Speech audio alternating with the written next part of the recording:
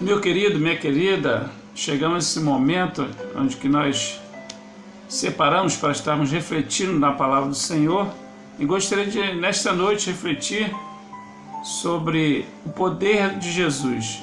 Mas gostaria de pensar com você sobre esse texto, gostaria que você abrisse sua Bíblia para que estivesse assim lendo, para que estivesse acompanhando essa reflexão. Gostaria de primeiramente ler o texto que se encontra lá no versículo 19.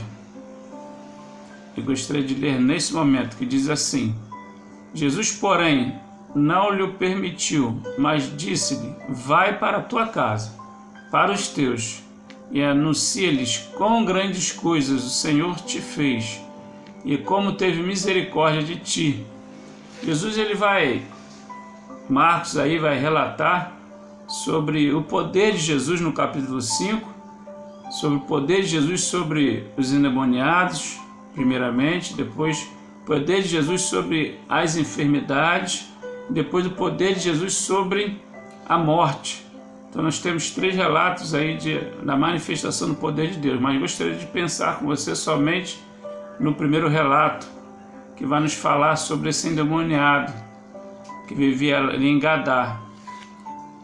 E gostaria de pensar com você, observando o capítulo anterior, que Jesus, depois de ter ensinado através de parábolas a muitos que estavam à sua volta, ele decide passar com seus discípulos para o outro lado do Mar da Galileia, ali para aquela província ali de Gadara, que ficava localizada ali em Decápolis, naquela região. E Jesus, quando chega ali, quando ele vai descer daquele barco, ele encontra aquele endemoniado. Mas nós precisamos entender que quando Jesus chega ali, nos versículos últimos ali do capítulo anterior, vai dizer que Jesus já sai do outro lado do mar em uma hora já de tarde. Então Jesus chega ali ao anoitecer, provavelmente. Jesus ele vai começar a trabalhar. E gostaria de agora em destacar com você sobre aquele homem que vem ao encontro do Senhor Jesus.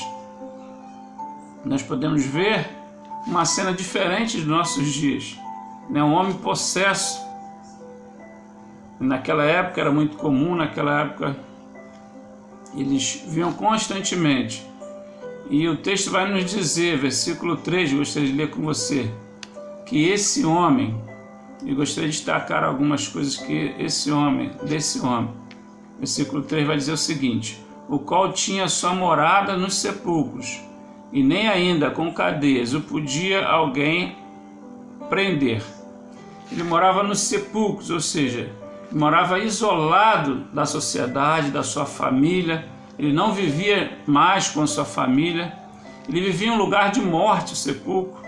Naquela época os sepulcros eram feitos em cavernas, escavadas na rocha. E nós podemos perceber nesse primeiro versículo que o diabo ele faz na vida aquilo que ele faz na vida daqueles que permitem o seu agir.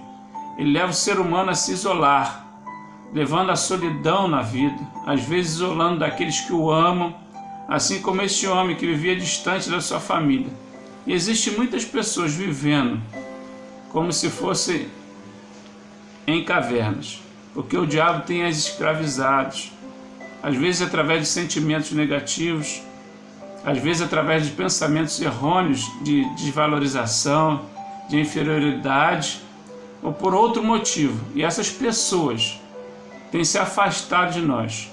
E como nós podemos também ver, e aí eu quero trazer o relato lá de Lucas 8, que fala sobre esse acontecimento, vai dizer também que esse homem, ele vivia nu, ou seja, o diabo também leva aqueles que permitem o seu agir a serem envergonhados. Aquele homem sem roupa nenhuma vivia ali, sobre esta situação. E isso que o diabo tenta fazer. Ele também tenta nos envergonhar, não só nós, mas também as nossas famílias. Se nós dermos brecha, se nós deixarmos ele agir nas nossas vidas, nós seremos envergonhados por ele.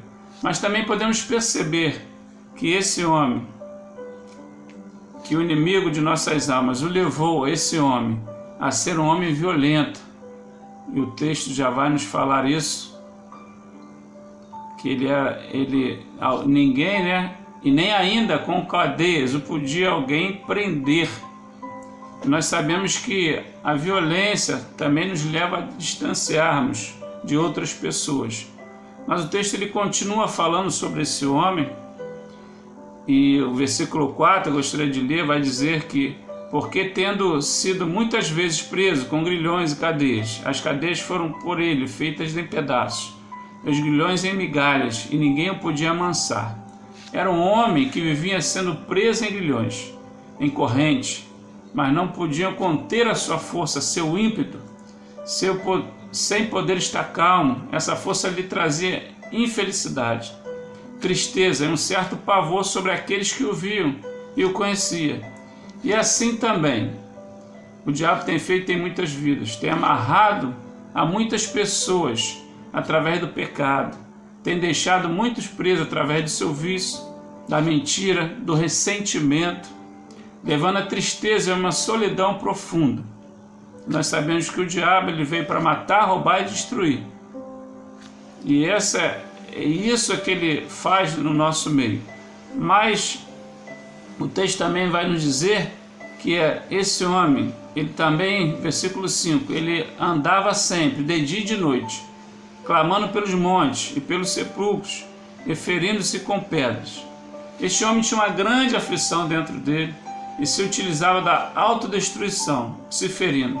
A palavra usada aqui, o verbo, ele nos dá um sentimento de intensidade, ou seja, ele se cortava todo constantemente, de dia e de noite. Quando damos espaço, quando damos permissão ao diabo, ele quer nos destruir totalmente, trazendo aflição interior e exterior, nos levando a nós mesmos a nos sabotarmos, a perdermos o melhor para nossas vidas. E nós podemos ver também que esse homem, além de tudo isso, o texto vai dizer que ele conhecia Jesus ao ponto de ir adorá-lo. Só de ver ao mestre, o conhecia, o versículo vai dizer, que ele corre ao encontro e se prostra diante de Jesus. E da mesma forma, vemos pessoas que conhecem Jesus e às vezes até o adora, se prostra diante dele, mas tem sido dominado pelo inimigo, pelo pecado, tem andado preso nas garras de Satanás. Mas assim como aconteceu com aquele homem, Jesus quer libertar a todos. Ele quer nos tornar livres da escravidão, do pecado. E ele tem poder para nos transformar assim como transformou a vida daquele homem.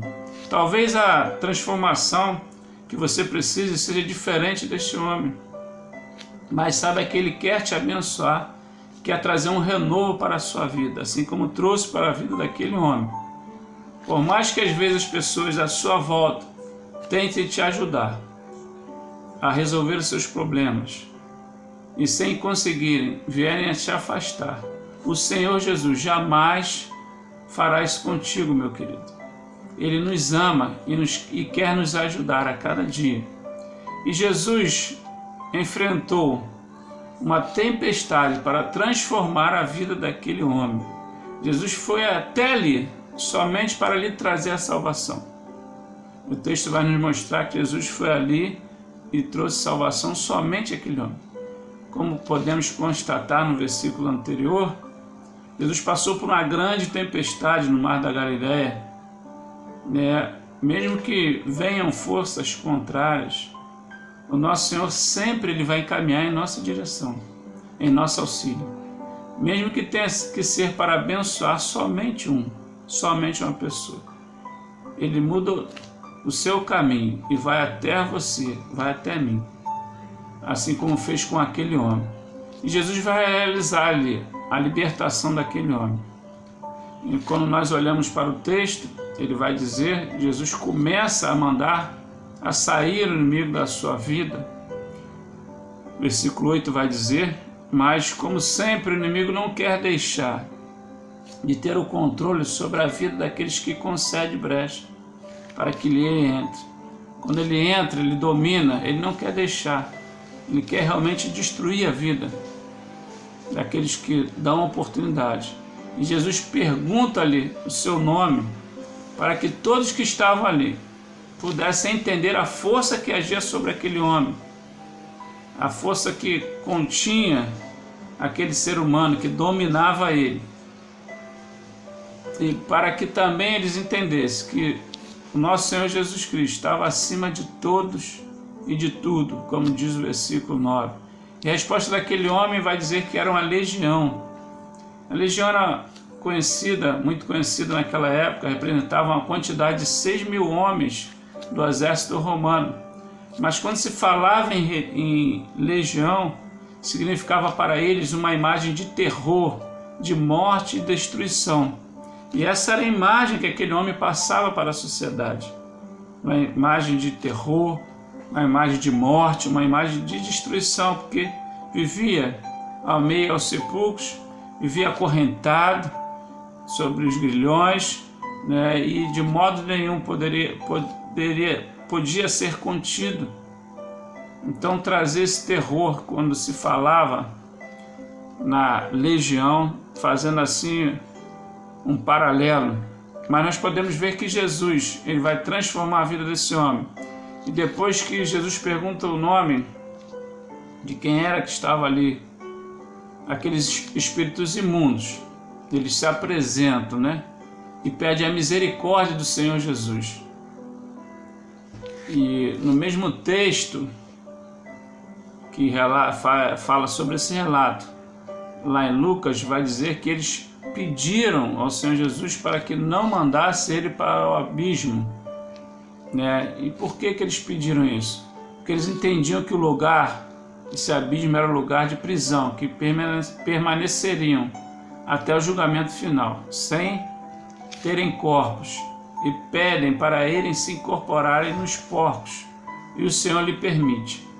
Jesus lhe permite para que o homem pudesse visualizar a sua libertação, para que ele pudesse entender que não tinha mais domínio sobre ele, essas forças, e para que todos que estavam à sua volta também pudessem entender que Jesus tinha libertado aquele homem dessas forças malignas, desses espíritos imundos.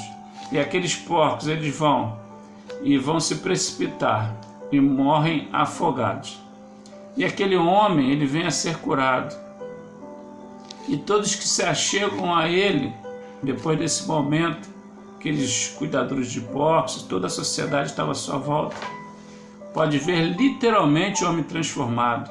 Como diz no versículo 15, gostaria de ler com você, desse texto, que diz o seguinte: e foram ter com Jesus e viram o endemoniado, o que tivera a legião assentado, vestido e em perfeito juízo, e temeram. Viram ele calmo, viram ele assentado, agora vestido, não nu, não trazendo vergonha para si próprio, para os seus, tendo acabado ali o isolamento dele, ele poderia estar no meio da sociedade, né? E também estava em perfeito estado. E quero aqui já partir para o final da minha reflexão nesta noite, destacando agora o pedido desse homem ao mestre, né? Depois de ter sido transformado pelo poder de Jesus Cristo, ele pede para que pudesse seguir Jesus, quando Jesus entra no barco. Mas Jesus o manda, Jesus o direciona para que ele voltasse para a sua casa, para que ele voltasse para os seus, para que ele pudesse falar para os seus quão grandes coisas Deus tinha feito na sua vida, quão grandes maravilhas o Senhor operou, a misericórdia do Senhor para com ele, para que ele pudesse anunciar esse evangelho, essa mensagem salvadora que traz transformação, e através do testemunho pessoal dele, todos pudessem entender, pudessem crer em Jesus Cristo, que pode e quer transformar a cada vida.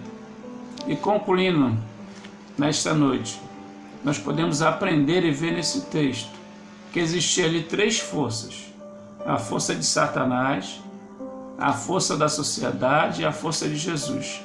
Satanás, aproveitando o espaço a ele dado, ele escraviza o ser humano, ele isola o ser humano, ele atormenta, ele envergonha o ser humano, ele leva o ser humano à destruição interior e exterior, trazendo vários problemas para o ser humano. Mas também nós podemos observar nesse texto a sociedade se distanciando, trazendo isolamento daquela pessoa, tendo medo e sem capacidade para ajudá-lo, para ajudar o ser humano no mais íntimo do seu problema. E nós vemos também nesse texto Jesus, o nosso Mestre, o nosso Salvador, enfrentando barreiras para ir até Ele, amando, trazendo uma nova vida, usando o seu poder e sua graça sobre aquele homem, restaurando o seu convívio com sua família e com todos ao seu redor. E que eu e você possamos observar nessa noite, possamos aprender a identificar que existem essas forças em nossos dias, essas três forças, mas que a melhor e a maior de todas é Cristo Jesus, e que precisamos dele a cada dia, e que ele está disposto a nos ajudar a enfrentar barreiras, para que possa chegar até nós, para que possa vir a nos abençoar, e que ele nos ajude a cada dia, e venha nos renovar, venha tirar de nossas vidas tudo aquilo que não condiz com a vida que precisamos ter como servos do Senhor, e que realmente ele possa ser o Senhor de nossa vida e levar-nos a cada dia uma vida melhor com ele, caminhando no propósito de seguirmos para o céu. E que Deus te abençoe nesta noite.